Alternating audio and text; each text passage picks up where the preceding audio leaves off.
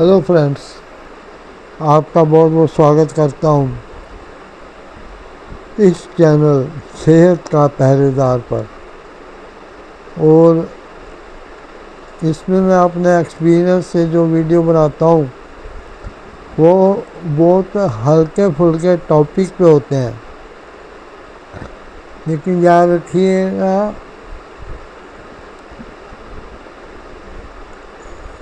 इन बातों को इग्नोर करना बहुत बड़े धमाके को करने जैसा है। अब जैसे लोग किसी को देखकर भी नहीं सीखते कि हॉस्पिटल में जो इतनी भीड़ लगी हुई है, घर घर में जो इतने लोग बीमार हैं, तो ऐसी क्या उन्होंने गलतियां की हैं जो एक स्वस्थ आदमी ना करे और हमेशा ठीक रहे। अब क्या होता है, जब अचानक लापरवाही से किडनी की प्रॉब्लम खड़ी हो जाती है, जब कुछ ऐसे सिम्टम जो कि ये इंडिकेट करते हैं कि किडनी अब कुछ काम कम कर रही है, वो जब लक्षण दिखाई देते हैं तब उनको कोई ना कोई सलाह देता है कि हॉस्पिटल में जाके डॉक्टर को दिखाओ। जब वो एक सर्दी जुकाम के डॉक्टर को बताते हैं कि उनके यूरिन में झाग आ रहा है या उनके कमर में दर्द रहता है या वो ज़्यादा देर खड़े रहते हैं तो पैरों टखनों में एक स्वेलिंग आ जाती है, या रात को बार बार उन्हें पानी पीना पड़ता है और पेशाब भी जाना पड़ता है, तब वो डॉक्टर कहता है कि जाके अपना ये यूरिन और ब्लड का टेस्ट कराओ। अब पेशेंट उन चीज़ों को जाके टेस्ट कराता है लैब में और रिपोर्ट लेके दोबारा उसी सर्दी जुकाम के डॉक्टर के पास जाता है। तो वो रिपोर्टों को देखने के बाद उसको किडनी डॉक्टर के पास यानी नेफ्रोलॉजिस्ट के पास रेफ़र कर देगा। तब उसकी दवाइयाँ शुरू होती हैं। नेफ्रोलॉजिस्ट भी दवाइयों के साथ ही उसको ये भी सलाह देगा कि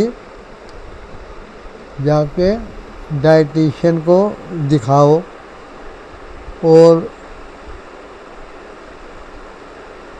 जो कुछ वो अपने पर्चे पे लिखता है कहता है ये जाके दिखाना। अभी उसी हॉस्पिटल में डाइटिशियन भी होता है या होती है, और पेशेंट उसके पास जाता है तब उसको बताया जाता है लेकिन ये नहीं होना चाहिए कि आप ब्लड प्रेशर अच्छा कंट्रोल ना करें, कि शुगर तुम्हारा कंट्रोल ना करें। किस चीज़ को अब परहेज करना पड़ेगा तुमको, ये बताया जाता है।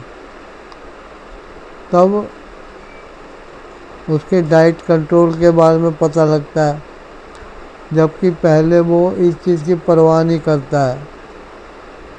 खूब साग वगैरह खाएगा, खूब टमाटर खाएगा, खूब आम खाएगा, केले खाएगा, अंगूर खाएगा, ऐसी दूसरी चीज़ें।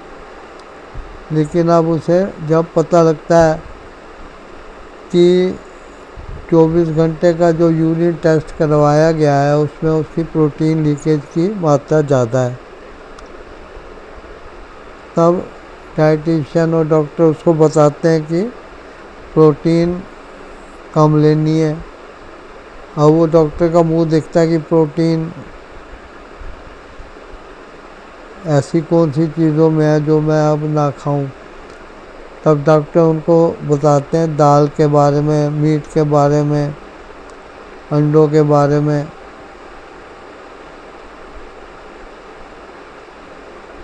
और उसे कहते हैं कम खाओ।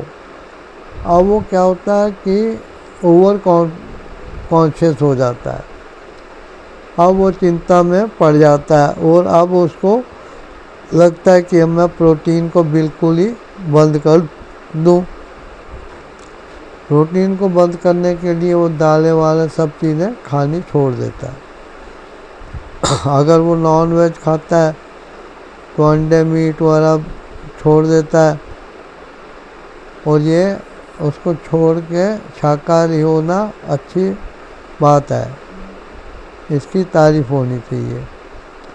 लेकिन अब वो दालों से हर चीज़ से एक नफरत करने लगता है। इसका क्या कारण होता है? क्योंकि अब उसको ज्ञान हो गया, अब उसको बताया जाता है कि शुगर और बीपी टेस्ट कराने पे रिपोर्टें ज़्यादा आई हैं, तो इनको कंट्रोल में करने की डॉक्टर सलाह देते हैं कि अब नमक खाना बहुत कम कर दो और शुगर डायबिटीज़ का जो परहेज है उसको फॉलो करो। पहले वो इन चीज़ों को नहीं सोचता, लेकिन अब जबकि उसको बीपी और शुगर का भी पता लगता है तो फिर वो उनके कंट्रोल में पड़ जाता है। अब उसको लाले पड़ जाते हैं कि क्या खाया जाए क्या ना खाया जाए। डॉक्टर कहते हैं अगर प्रोटीन नहीं खाओगे तो मांसपेशियों का नुकसान होगा, कमज़ोरी आएगी, और अगर ज़्यादा खाओगे तो किडनी पे बुरा असर पड़ेगा। शुगर बीपी के लिए उसको जो दवाइयाँ खानी पड़ रही हैं उसे पता लगता है कि उन दवाइयों का भी असर किडनी पर होता है। अब उसको पेन किलर वगैरह जो वो आए दिन अपने आप ही खा लेता था, पता लगता है कि उससे भी किडनी को नुकसान होता है। अब उसे किडनी डाइट के बारे में बताया जाता है कि पोटेशियम वाली चीज़ें नहीं खानी है, फास्फोरस वाली चीज़ें नहीं खानी है, ऐसी बहुत सारी चीज़ें हैं। तो वो पूछता है जब, तो बताया जाता है कि केले नहीं खाने, ज़मीन के नीचे जड़ों में उगने वाली सब्जियां के आइटम जैसे कि आलू, शकरकंदी, जिमीकंद, अरबी, ऐसी चीज़ें नहीं खानी जो कि ज़मीन के अंदर उगती हैं और भूरे रंग की होती हैं। उसे कहा जाता है कि प्याज और मूली गाजर भी ज़मीन के अंदर ही उगती है, लेकिन उनका रंग भूरा नहीं है, इनको खाया जा सकता है। पोटेशियम के लिए उसको केला खाने से मना कर दिया जाता है, और साथ में हरे पत्तेदार सब्जियां जैसे कि पालक, मेथी, साग, बथुआ वगैरह, ये चीज़ें, इनमें भी पोटेशियम ज़्यादा होने के कारण उसे खाने से मनाही की जाती है। उसे खाने के लिए उसके पत्ते तो खाने की इजाज़त होती है, लेकिन साग और सब्जियां, सलाद ये अपना खा सकता है, लेकिन साग बनाकर घोट कर या चटनी के रूप में धनिया पुदीना तक खाने को अवॉइड किया जाता है। ये चीज़ें उसके सामने आते हैं। किडनी डाइट के ऊपर एक प्लान बनाया जाता है।